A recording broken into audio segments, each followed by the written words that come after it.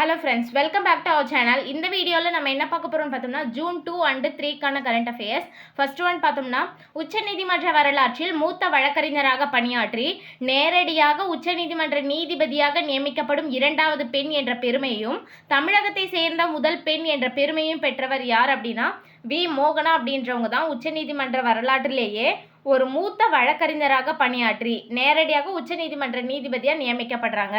மற்றவங்க எல்லாருமே எப்படி தான் நியமிக்கப்படுவாங்க அப்படின்னு பார்த்தோம்னா உயர் நீதிமன்றத்தினுடைய தலைமை நீதிபதியாக இருந்தவங்க அந்த மாதிரி பொறுப்பில் இருந்தவங்கள தான் இங்கே உச்சநீதிமன்ற நீதிபதியாக நியமிப்பாங்க. இவங்க மூத்த வழக்கறிஞராக பணியாற்றி உச்சநீதிமன்ற நீதிபதியாக உயர்வு பெற்றிருக்காங்க. புதிய நீதிபதிகளுடன் சேர்த்து தலைமை நீதிபதி நீங்களாக உச்சநீதிமன்ற நீதிபதிகளினுடைய எண்ணிக்கை 37. அப்போ தலைமை நீதிபதியும் சேர்த்து அப்படின்னா 38. உச்சநீதிமன்ற நீதிபதிகள் ஒரு 5 பேர் புதிதாக நியமனம் செஞ்சிருக்காங்க. அவங்க யார் யார் அப்படின்னு பார்த்தோம்னா ஷீல் நாகு அப்படின்றவங்க பஞ்சாப் ஹரியானா உயர் நீதிமன்ற தலைமை நீதிபதி, சந்திரசேகர் அப்படின்றவர் மும்பை உயர் நீதிமன்ற தலைமை நீதிபதி, சஞ்சீவ் சச் தேவா அப்படின்றவர் மத்திய பிரதேச உயர் நீதிமன்ற தலைமை நீதிபதி, அருண் பள்ளி அப்படின்றவங்க ஜம்மு காஷ்மீர் லடாக் உயர் நீதிமன்ற தலைமை நீதிபதி, அதோட வி மோகனா அப்படின்றவங்க தமிழகத்தை சேர்ந்த மூத்த வழக்கறிஞர். இவங்க 5 பேரும் தான் கொலிஞ்சியம் பரிந்துரைத்ததை மத்திய அரசு ஒப்புதல் அளித்து இவங்களை உச்சநீதிமன்ற நீதிபதிகளாக நியமிச்சிருக்காங்க.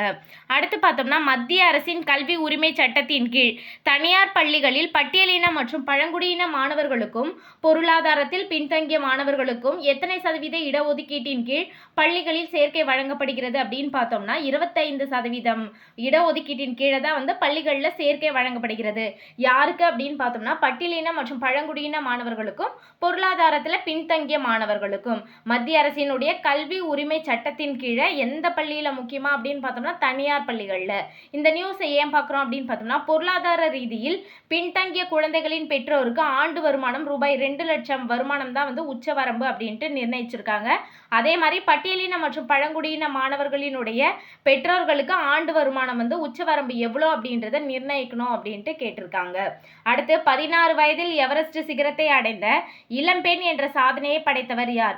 நிஷா சசிகுமார் அப்படின்றவங்க சென்னையை சேர்ந்தவங்க. இவங்க தான் 16 வயதிலேயே எவரெஸ்ட் சிகரத்தை அடைந்த இளம்பெண் அப்படின்ற சாதனையை படைச்சிருக்காங்க.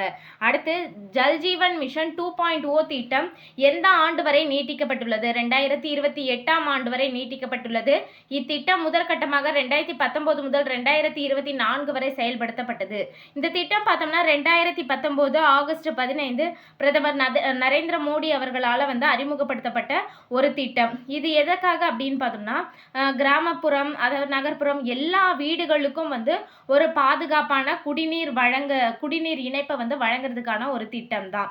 இதனுடைய முக்கியமான பெனிஃபிட்ஸ்லாம் என்னென்ன அப்படின்னு பார்த்தோம்னா குழாய் இணைப்பு மூலமா எல்லா வீடுகளுக்கும் குடிநீர் வழங்குறத உறுதி செய்கிறாங்க. நீரினுடைய அளவு பார்த்தோம்னா 55 லிட்டர் அளவுக்கு ஒவ்வொரு வீடுகளுக்கும் நீரை விநியோகிக்கிறாங்க. இதில் அடிப்படை கட்டமைப்பு எல்லாத்தையும் மேம்படுத்துகிறாங்க. நீடித்த மேலாண்மை அப்படின்ற ஒரு கிரைட்டீரியாவும் இதில் கான்சென்ட்ரேட் பண்ணுறாங்க. நீடித்த மேலாண்மை அப்படின்னா இந்த மழைநீர் சேகரிப்பு, நிலத்தடி நீரை எப்படி அதிகரிக்கிறது, அதே மாதிரி இந்த கழிவு நீர் வாய்க்கால்கள்லாம் எப்படி சீரமைக்கிறது, அந்த மாதிரியான விஷயங்கள் எல்லாத்துக்கும் நீடித்த மேலாண்மை மூலமாக இந்த ஜல்ஜீவன் மிஷன் 2.0 திட்டத்தில் எல்லாமே கன்சிடர் பண்ணுறாங்க.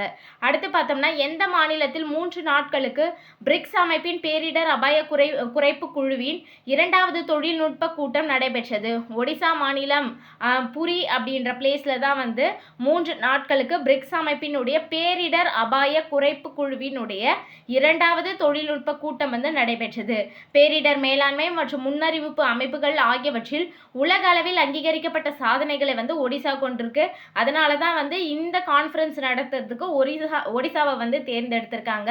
பிரிக்ஸ்ல என்னென்ன நாடுகள்லாம் இருக்கு அப்படின்னு பார்த்தோம்னா பிரேசில், ரஷ்யா, இந்தியா, சீனா, தென்னாப்பிரிக்கா, சவுதி அரேபியா, எகிப்து, ஐக்கிய அரபு அமீரகம், எத்தோப்பியா, ஈரான், இந்தோனேஷியா ஆகிய நாடுகளினுடைய பிரதிநிதிகள் தான் இந்த கூட்டத்தில் கலந்து கொள்றாங்க.